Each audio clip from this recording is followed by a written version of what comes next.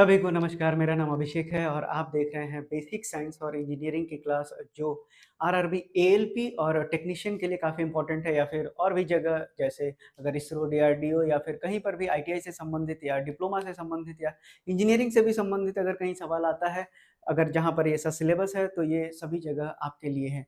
तो मैं आपको पीछे से पढ़ाते हुए आ रहा हूँ, बिल्कुल बेसिक से हीट एंड टेम्परेचर मैंने पढ़ा दिया है और बहुत ही जल्दी से मैं ख़त्म भी कर दूँगा। अब क्योंकि वो बहुत बड़ा पार्ट है, आपको थर्मोडायनामिक्स भी उसी में पढ़ना होता है, रेडिएशन, कंडक्शन, कन्वेक्शन सारी चीज़ पढ़ना पड़ता है आपको बेसिक्स उसके। तो यानी कि अब हम आज जो चालू करने जा रहे हैं वो है हमारा अगला टॉपिक जो पीछे से आप पढ़ते हुए आ रहे हैं। तो आज की टॉपिक है आपका रियल गैसेस।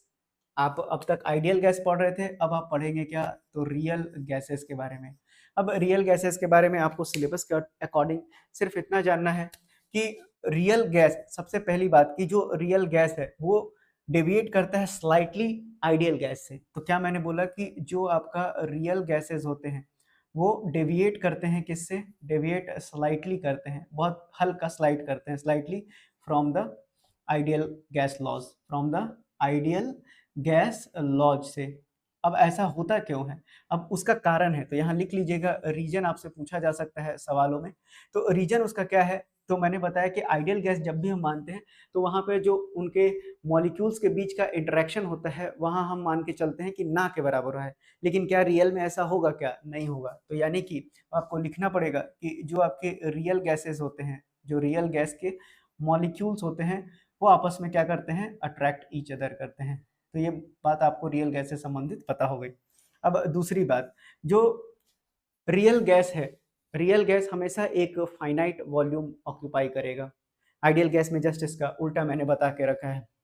तो जो रियल गैस के मॉलिक्यूल्स हैं वो क्या हो जाएगा आपका? वो ऑक्यूपाई करेंगे आपको फाइनाइट वॉल्यूम को। तो याद रखिएगा, ये 2 पॉइंट्स हैं जो आपको याद रखना है। हाँ भाई, ये देखते हैं किसकी एंट्री कराते हैं। तो रियल गैस में जैसे ही हम रियल गैस पढ़ते हैं तो वहाँ पर एक चचा आ जाएँगे। अब इन चचा का नाम है क्या? तो इनका नाम है वैन डर वाल साहब। तो अब हम पढ़ेंगे क्या? वैन डर वाल इक्वेशन। ठीक है, किसके लिए? तो फॉर रियल गैसेस के लिए अब हम पढ़ेंगे। तो चचा क्या बोले ये जान लीजिए। चचा का ये कहना था कि अगर हम आइडियल गैस को देखें, क्या बोले?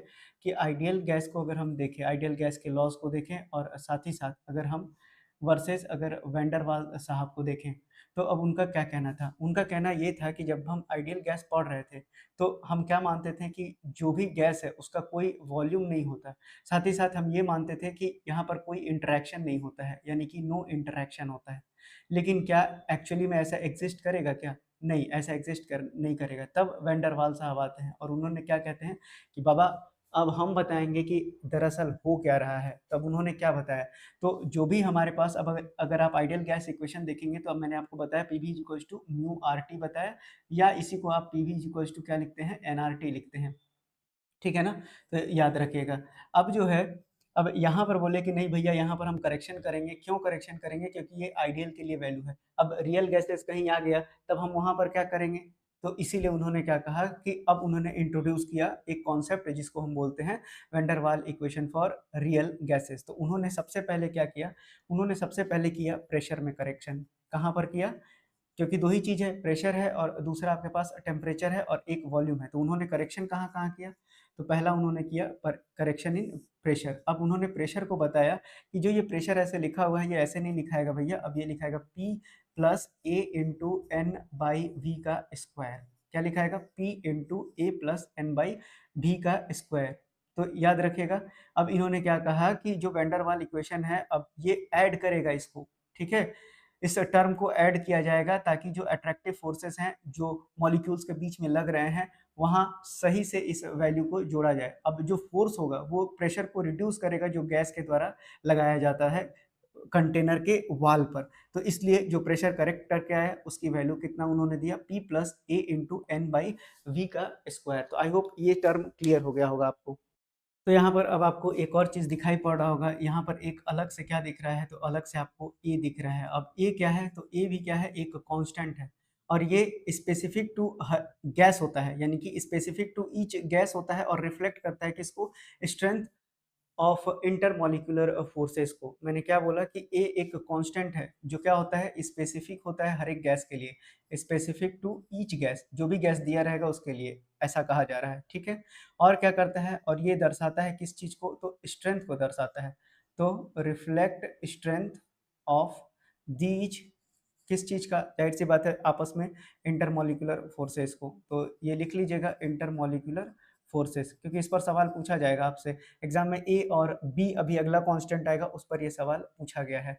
अब उन्होंने दूसरा क्या किया, तो दूसरा उन्होंने करेक्शन किया किसमें, वॉल्यूम में। तो अब हम दूसरा क्या करेंगे, दूसरा पढ़ेंगे वॉल्यूम में उन्होंने क्या करेक्शन किया। तो उनका ये कहना था कि जो वॉल्यूम होगा, अब जो भी लिखा हुआ है भाई, अब ये भी नहीं लिखाएगा, अब ये क्या लिखाएगा, भी माइनस एन इंटू बी लिखाएगा। तो यहाँ पर भी आपके पास एक नया कांस्टेंट आ गया। अब आइडियल गैस में आप क्या एज्यूम करते थे कि मॉलिक्यूल्स जो होता है उसके पास कोई भी वॉल्यूम ऑक्यूपाई नहीं करता है, लेकिन जो अगर रियल में देखेंगे तो वॉल्यूम तो कुछ ना कुछ ऑक्यूपाई करेगा ना। तो ये जो आपके पास यहाँ पर टर्म दिख रहा है, कौन सा, एनबी टर्म दिख रहा है। तो टोटल वॉल्यूम में से ये जो एनबी है इसको हम क्या कर रहे हैं, घटा रहे हैं, ताकि हम फाइनाइट वॉल्यूम जो ऑक्यूपाई करेगा गैस मॉलिक्यूल्स के थ्रू उसको हम निकाल सके, ठीक है।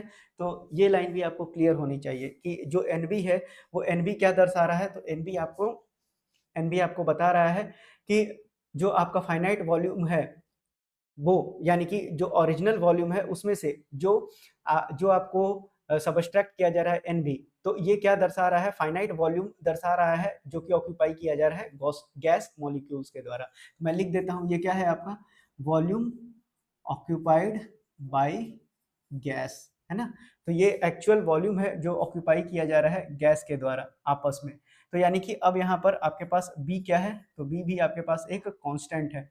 और ये भी क्या होगा, तो ये भी होगा आपके पास स्पेसिफिक टू ईच गैस, हर एक गैस के लिए इसकी भी वैल्यू जो क्या होगी, स्पेसिफिक होगी। तो स्पेसिफिक टू ईच गैस, और क्या दर्शा रहा है, अब यहाँ स्ट्रेंथ को दर्शा रहा था। यही सवाल आपसे एज इट इज पूछा गया है, और यहाँ पर आपसे ये पूछा गया है कि और ये क्या रिफ्लेक्ट कर रहा है, तो मैंने बताया कि रिफ्लेक्ट द वॉल्यूम ऑक्यूपाइड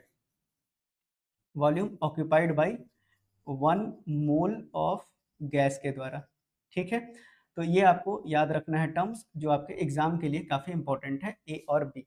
तो यही करेक्शन दिया गया किसके द्वारा, वेंडर वाल के द्वारा। अब हम ए और बी दोनों के बारे में पढ़ लिए, अब आगे इसके देखते हैं क्या होगा। अब आइए, अगर इतने समझ गए हैं तो सब कुछ आपके पास दिया हुआ है। तो अब अगर मैं बताऊं कि जो आपका वेंडरवाल इक्वेशन होगा रियल गैस के लिए वो क्या बन जाएगा, तो अब P की जगह आप कितना रखेंगे, तो ये हो जाएगा P plus a into n by v का होल स्क्वायर, और मल्टीप्लाइड बाई कितना हो जाएगा आपके पास, वॉल्यूम कितना आया है, तो ये आ गया आपके पास V माइनस एन बी आ गया है, और ये किसके बराबर हो गया, तो ये आ गया म्यू आर टी लिखिए, या फिर यहाँ पर ही मैं लिख देता हूँ, या फिर एन आर टी लिखिए। तो यानी कि ये भी आपका हो गया खत्म, यानी कि वेंडरवाल रियल गैस इक्वेशन के लिए भी खत्म हो गया। अब ए और बी क्या है ये सब कुछ मैंने लिख दिया है। अब आइए यहीं पर हम लोग एक चीज भी पढ़ लेते हैं जो आपके एग्जाम्स के पर्सपेक्टिव से काफी इंपॉर्टेंट है, और वो क्या है, तो ए और बी जो आप देखें। अब ए और बी की वैल्यू यहाँ रख रख के तो मैं आपको नहीं निकाल के बताऊंगा, उतना जरूरत भी नहीं है आपको कि आपको वो काम करेगा। आपको सीधा सीधा मैं लिख देता हूँ उसकी वैल्यूज को, यानी कि अब अगर आपने क्या देखा, तो आपके पास ए और बी देखा जो कांस्टेंट है। तो अब अगर मैं ए का डायमेंशन लिखूं तो आपसे परीक्षाओं में सीधा सवाल पूछा जाएगा, तो इसका डायमेंशन कितना होता है, तो इस तरह से कर दीजिए डायमेंशन। तो ये होता है आपका ml का पावर 5 और t का पावर -2 होता है। उसी तरह आपके पास डायमेंशन ऑफ b भी पूछा गया आपसे सवाल है कि b का डायमेंशन कितना होता है, तो ये इसका सिंपल होता है l का क्यूब, यानी कि लेंथ का क्यूब ही आता है। अब उसी तरह से आपको क्या पूछा जा सकता है, आपसे पूछा जा सकता है कि a का यूनिट क्या है, तो यूनिट ऑफ a कितना हो जाएगा, तो ये होता है न्यूटन मीटर का पावर 4, उसी पावर 4 लिखिएगा, साथ में 4 मत लिख दीजिएगा, ठीक है। और ये कितना हो जाएगा, यूनिट ऑफ बी, तो यूनिट ऑफ बी भी आपसे पूछा गया सवाल है। तो अभी आप देखिए यहाँ पर क्या है, एल का पावर 3 है, तो एल का पावर 3 मतलब कितना हो गया, मीटर का क्यूब हो गया, यानी वॉल्यूम। तो ये था आपको वेंडरवाल इक्वेशन से संबंधित ये सारी बातें। और भी कुछ अगर आपको एक पॉइंट मैं नोट करके लिखा दूं, तो ये लाइन लिख लीजिएगा कि जो रियल गैस है, क्योंकि ये भी सवाल पूछा जाता है रियल गैस और आइडियल गैस पे। आइडियल गैस के बारे में तो मैंने आपको पहले ही से समझा के रखा है। तो अब जो है रियल गैस क्या होता है कि रियल गैस ओबे करता है आइडियल गैस इक्वेशन को, कब, वैसे मैंने बता भी दिया पढ़ाते समय, लेकिन फिर भी लिख देता हूँ। बोल रहा है कि जो रियल गैस है वो ओबे करता है आइडियल गैस इक्वेशन को एट हाई टेम्परेचर पर। ये सवाल एज इट इज पूछा गया है। और साथ ही साथ प्रेशर कैसा होना चाहिए, तो प्रेशर होना चाहिए लो। विजिबल है? हाँ बिल्कुल विजिबल है। तो आपको मैंने बता दिया कि जो रियल गैस है वो ओबे करता है आइडियल गैस इक्वेशन को हाई टेम्परेचर पे, और साथ ही साथ लो प्रेशर होना चाहिए। चलिए बढ़ते हैं अब अपने अगले टॉपिक पर। तो अगला टॉपिक है आपका प्रेशर ऑफ गैस। अगला टॉपिक क्या है? अरे यार, प्रेशर ऑफ गैस तो नहीं, पहले आपको आपको पहले मुझे बताना पड़ेगा मीन वेलोसिटी और आरएमएस वैल्यू, तभी आप इसको आगे समझ पाएंगे। क्योंकि यहाँ पर मैं अब डेरिवेशन नहीं कराऊंगा, क्योंकि डेरिवेशन इंपॉर्टेंट नहीं है प्रेशर ऑफ गैस का, लेकिन आरएमएस वैल्यू और जो मीन वेलोसिटी है उसको समझ लीजिए। तो अब हम क्या पढ़ने जा रहे हैं? तो हम पढ़ने जा रहे हैं आपको मीन वेलोसिटी। तो हेडिंग डाल लीजिएगा, mean velocity of gas molecule. वहाँ पर मैं सिर्फ सीधा फॉर्मूला लिख दूंगा, बस उसी का काम है, उससे ज़्यादातर सवाल पूछे नहीं जाते हैं, फिर आपको फिर भी याद रखना है। तो मीन वेलोसिटी गैस मॉलिक्यूल का क्या होता है? तो ये कुछ नहीं होता, ये जो है अरिथमेटिकल, यानी कि अरिथमेटिकल जो मीन होता है ना, सिंपल याद रखें ना कि मीन यानी कि मान लीजिए कि आपके पास नंबर ऑफ वेलोसिटी दिया हुआ है v1 v2 v3 v4 v5 इस तरह से। अब जितना दिया हुआ है उसको n से डिवाइड कर दीजिए, यही आपका क्या हो जाएगा? Mean velocity. जैसा नाम है बस वैसा ही काम है। तो क्या होता है? Arithmetical mean of gas molecules होता है ये। अब ये कितना होता है ये भी देख लीजिए। अब इसको डिनोट किससे किया जाता है? तो इसको डिनोट हम करते हैं v बार से। आप याद रखिएगा, v से भी याद रखिएगा, कोई दिक्कत नहीं है, मैं आगे चल के बता दूंगा। अब जो है, अब v बार जो होता है वो कितना आता है? तो अगर मान लेते हैं कि मेरे पास बहुत सारे ये हैं, क्या बोलते हैं कि n मॉलिक्यूल्स ऑफ गैस हैं किसी सिलेंडर में। मैं बता दे रहा हूँ कि आपके पास एक सिलेंडर है जिसमें कि n मॉलिक्यूल्स ऑफ गैस है, ठीक है। अब ये n मॉलिक्यूल्स ऑफ गैस है जिसकी वेलोसिटी अलग अलग है। तो ये मान लेते हैं v1 है, किसी का v2 है, किसी का v3 है। अब पता नहीं कितना वो है, तो ये vn है और डिवाइडेड बाई कितना हो जाएगा? n हो जाएगा। तो अब यहाँ पर एक कॉन्सेप्ट लगता है जिसको बोलते हैं मैक्सवेल साहब, यहाँ पर आ जाते हैं। याद रखिएगा, मैक्सवेल के बारे में मैंने बता रखा है। तो मैक्सवेल बोल्ट्जमैन एक आते हैं, मैक्सवेल बोल्ट्जमैन स्टैटिस्टिक्स आता है यहाँ पर। अब चूंकि भाई ये सारा का सारा जो है ना मतलब लेबोरेटरिकल कैलकुलेशन है जो सीधा सीधा रूप में बताया गया है, तो आपको तो याद रखना ही पड़ेगा। बस वैल्यूज याद रखना है। मैं बार बार जहाँ जहाँ क्वेश्चन पूछा गया है बार बार बताते भी चल रहा हूँ, वैसा कि मैं क्वेश्चन भी आपको कराऊंगा। मैक्सवेल बोल्ट्जमैन स्टैटिस्टिक्स यहाँ पर लगाते हैं। अब लगाने के बाद जो आपके पास वी बार का वैल्यू आता है वो कितना आता है? रूट अंडर आपके पास आता है 8 kT डिवाइडेड बाई, अब ये आ जाता है पाई और इंटू एम आ जाता है। तो अब आपको यहाँ पर सारे वैल्यूज को निकालना पड़ेगा। कैसे? के की तो वैल्यू आपको पता है, के की वैल्यू आपके पास कितना होता है? Boltzmann constant. के क्या है? बोल्ट्जमैन कांस्टेंट है जो हम बता के रखे हुए हैं, कितना होता है? तो 1.38 इंटू 10 का पावर -23। इक्वली आपको उसका ये भी याद रखना है, क्या बोलते हैं, यूनिट्स भी याद रखना है आपको। तो ये कितना हो जाएगा? जूल पर मोल, या फिर मॉलिक्यूल भी याद रख सकते हैं, और पर केल्विन। विजिबल है ना? बिल्कुल विजिबल है। तो ये बात याद रखिएगा। और टी क्या लेना है आपको? 273 केल्विन लेना है, ठीक, एब्सोल्यूट टेम्परेचर। पाई के वैल्यू आपको पता होगा 22/7 या 3.14 लीजिए। उसी तरह से अब आपको एम निकालना पड़ेगा। तो एम दरअसल है क्या? तो देखिए, एम बता देता हूं मैं पहले। तो मैंने बोला कि अब आपके पास एम क्या है? तो एम क्या है आपका?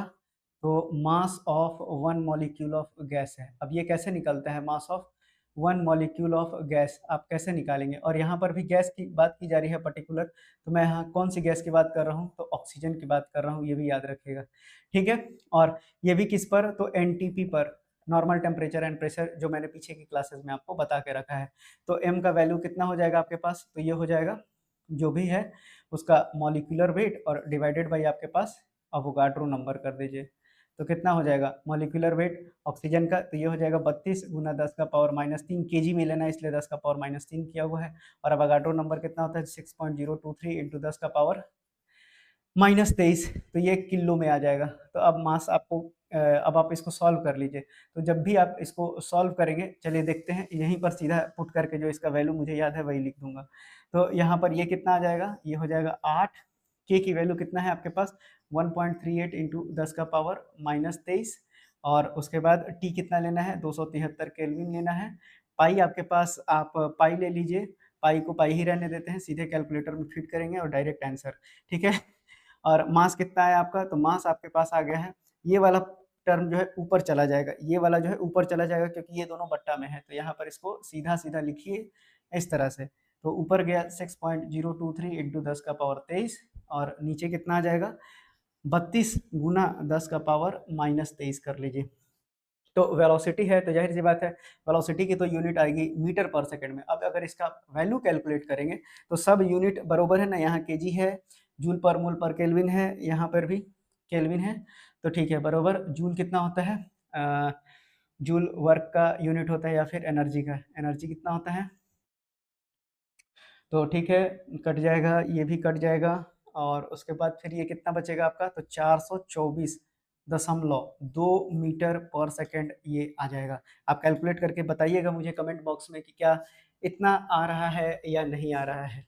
तो मेरे हिसाब से 100% ये सही होना चाहिए। तो भी की वैल्यू आप याद रखिएगा कि ये आपका क्या आ गया, तो ये आपका आ गया mean velocity of gas molecules, ये आपको रिजल्ट आ गया। अब ये 10 का पावर 23 होता है या 10 का पावर -23, -23 बिल्कुल सही है। चलिए, तो यानी कि अब आपको याद रखना है कि mean velocity of gas molecules कितना होता है, डायरेक्टली आपसे एग्जाम में पूछेगा तो 424.2 मीटर पर सेकंड होता है। बोल्ट्जमैन कांस्टेंट आपसे पूछा जाएगा कितना होता है, तो 1.38 इंटू 10 का पावर -23 जूल पर मोल पर केल्विन होता है। मीन वेलोसिटी क्या होता है, तो अरिथमेटिकल मीन होता है गैस मॉलिक्यूल्स का। जब हम मीन वेलोसिटी कैलकुलेट करते हैं तो वहां पर mass of one molecule of जो गैस लेते हैं वो ऑक्सीजन को लेते हैं, किस पर लेते हैं, एनटीपी पर लेते हैं। बोल्ट्जमैन स्टैटिस्टिक्स आपसे सवाल नहीं पूछा जाएगा। एक करेक्शन कर लीजिएगा, एक करेक्शन क्या है, यहाँ माइनस लिखा गया है गलती से, इसको सही कर लीजिएगा। ये कितना है 6 इंटू, यहाँ सही लिखा है मैंने, ये हो गया आपका 10 का पावर 23। अब ये 23 से 23 कट जाएगा, बरोबर है, ये ऊपर जाएगा 1000 आएगा, ठीक है 8 273 32, तो 3 नवा 27, ठीक है बरोबर है 424.2 मीटर पर सेकेंड, याद रखना है आपको। अब आइए बढ़ते हैं आगे। तो अगला जो टॉपिक है आपका वो है रूट मीन स्क्वायर वेलोसिटी। क्या बता रहा हूँ मैं, रूट मीन स्क्वायर वेलोसिटी। अभी आप क्या देखे थे, मीन वेलोसिटी देखे थे गैस का, गैस मॉलिक्यूल का। अब हम क्या देखेंगे, root mean square velocity of gas molecules अब हम देखने जा रहे हैं। तो देखिए तभी हम प्रेशर बता पाएंगे आपको वहाँ, क्योंकि मुझे डायरेक्ट लिखना है तो ये सारी टर्म आपको पता होनी चाहिए। अब रूट में जो आपका मीन स्क्वायर वेलोसिटी आया था उसका रूट लेना है, तो यानी कि वी आर एम एस का अगर आप डेफिनेशन भी लिखना चाहेंगे तो क्या हो जाएगा, तो सीधी सी बात है, नाम ही बता रहा है क्या है कि स्क्वायर रूट है किसका, of the mean of squares of the velocities of gas molecule, यही ना बता रहा है वेलोसिटीज ऑफ गैस मॉलिक्यूल्स का। तो ये तो सिंपल सा परिभाषा हो गया। तो अब इसको डिनोट किससे करते हैं, तो वी आर एम एस से डिनोट करते हैं। तो यानी कि वी आर एम एस का अगर मैं वैल्यू लिखूं तो ये कितना हो जाएगा आपके पास, रूट अंडर, अभी मैंने वी बार बताया तो इसका क्या हो जाएगा, ये स्क्वायर हो जाएगा। अब अगर इसको मैं लिखूं थोड़ा सा और बड़ा करके तो कोई फायदा तो नहीं है, एग्जाम में कुछ नहीं पूछने वाला, फिर भी जान लीजिए v one square v two square और ये हो गया वी थ्री स्क्वायर, और भैया वी थ्री का क्यूब नहीं, वी थ्री का स्क्वायर और डॉट डॉट डॉट, ये कितना हो गया एन, और सॉरी ये हो जाएगा आपका वी एन, और नीचे कितना आ जाएगा, ये हो जाएगा आपके पास एन। तो याद रखिएगा ये आपका क्या होता है, वी आर एम एस होता है। तो ये तो था आपको बेसिक डेफिनेशन किसका, वी आर एम एस का। अब वी आर एम एस की वैल्यू कैसे निकलती है, तो आपको दिमाग में रखना है कि जो वी आर एम एस होता है वो भी कितना होता है, रूट अंडर 3 KT और अपॉन एम होता है। सब चीज पहले ही वाला रहेगा, कुछ भी अलग नहीं है। तो यानी कि अब आप इसकी वैल्यू अगर निकालेंगे, के क्या है, बोल्ट्जमैन कांस्टेंट है, टी एब्सोल्यूट टेम्परेचर है, और एम जो है ऑक्सीजन का ही मॉलिक्यूलर वेट है। अब वो कितना निकलेगा, तो आपको मॉलिक्यूलर मास है तो अब वो कितना हो जाएगा, मॉलिक्यूलर वेट और अपॉन अवोगाड्रो नंबर कर देंगे तो वही आपका रिजल्ट आ जाएगा 32 गुना 10 का पावर 3 बटे 6.023 इंटू 10 का पावर 23, जो पिछला बार किया था। के की वैल्यू हम फिर से रखेंगे 1.38 इंटू 10 का पावर -23 रखेंगे। तो चलिए सारी वैल्यूज को पुट कर देते हैं, तो ये हो जाएगा 3 इंटू के कितना हो जाएगा 1.38 इंटू 10 का पावर -23, और उसी तरह से टी का जो वैल्यू आएगा वो हो जाएगा 273, और एम को जब पूरा रखेंगे तो नीचे आपका क्या बचाएगा 32 गुना 10 का पावर 32 गुना 10 का पावर -3, और यहाँ पर कितना आ जाएगा आपके पास, तो ये आ जाएगा आपके पास 6.023 इंटू 10 का पावर 23 आ जाएगा। अब जब आप इसको सॉल्व करेंगे तो सॉल्व करने पर आपको इसकी वैल्यू जो है वो आ जाएगी 421 मीटर पर सेकेंड। तो ये आपको याद रखना है कि रूट मीन स्क्वायर वेलोसिटी कितना होता है, तो 421। और ये सारे के सारे फिर से याद रखेगा, वहाँ पर जो गैस मॉलिक्यूल्स था वो किसका था, ऑक्सीजन का एनटीपी पर, तो यहाँ पर भी ऑक्सीजन का एनटीपी पर। वैसे आपसे इतना डेप्थ में सवाल नहीं पूछा जाएगा, आपको के का टर्म बार बार याद करवा रहा हूँ मैं, इसलिए उसको याद रखिएगा। फिर से मैंने वैल्यू गलत लिख दिया है शायद, यहाँ पर आपको आप करके देख लीजिएगा और कमेंट बॉक्स में भी बताइएगा कितना आ रहा है। तो 461 मीटर पर सेकंड ये वैल्यू होता ही है, ये तो आपको दिमाग में रखना ही है। तो इतनी जो टर्मिनोलॉजी थी, ये मीन स्क्वायर वेलोसिटी से था और फिर रूट मीन स्क्वायर वेलोसिटी से था। तो ये बातें आपको समझ में आ गई होंगी। अब आप यहाँ पर एक चीज़ को गौर कीजिए, गौर करने वाली बात क्या है कि जो VRMS है, अगर यहाँ से इस इक्वेशन को देखिएगा तो जो VRMS है वो क्या है, तो ये आपसे सवाल पूछा गया है इसलिए आपको बताना ज़रूरी है। तो VRMS जो है वो डायरेक्टली प्रोपोर्शनल है किसके, रूट अंडर टी के, क्योंकि बाकी अगर को कांस्टेंट बना दें तो क्या बचेगा आपके पास, क्या बोल रहा हूँ मैं कि अगर 3k/m आपके पास क्या है, एक कांस्टेंट वैल्यू है, हटा दीजिए, क्या बचेगा, तो VRMS यानी कि रूट मीन स्क्वायर वेलोसिटी वो डायरेक्टली प्रोपोर्शनल होता है किसके, एब्सोल्यूट टेम्परेचर के रूट के अंदर का, याद रखिएगा, directly proportional to the square root of mean temperature. बहुत ही इंपॉर्टेंट लाइन है, आपसे परीक्षाओं में सीधा सीधा सवाल बन सकता है। तो आपसे क्या पूछा जाएगा कि जो आरएमएस वैल्यू है यानी कि रूट मीन स्क्वायर वेलोसिटी है, ठीक है, किसका, ऑफ द गैस मॉलिक्यूल, ये क्या होता है, gas molecule is directly proportional है किसके, proportional to the root of, square root of लिखिएगा, square root of absolute temperature. आपको यही सारी बातें जो है याद रखनी है, आपको पूरा पूरा चीज याद नहीं करना है, लेकिन अगर समझ में नहीं आएगा तो ये कहाँ से आया ये आपको नहीं पता चलेगा। तो इसलिए इस बात को याद रखिएगा। तो ये भी पॉइंट आपका खत्म हो गया। अब आपसे एक आध सवाल और पूछा जा सकता है कि जैसे कि ये तो मैंने ऑक्सीजन, ऑक्सीजन थोड़ा सा भारी है, अगर हाइड्रोजन गैस की अगर हम बात करेंगे तो अगर मैं बात करूंगा कि मेरे पास अगर हाइड्रोजन के मॉलिक्यूल्स हैं, ये पूछे जाने की संभावना बहुत कम है हालांकि। तो अगर हाइड्रोजन मॉलिक्यूल की बात करें तो इसके लिए अगर आरएमएस वैल्यू आपसे पूछा जाए कि वी आरएमएस की वैल्यू कितनी होगी, तो ये होता है 1838 मीटर पर सेकंड।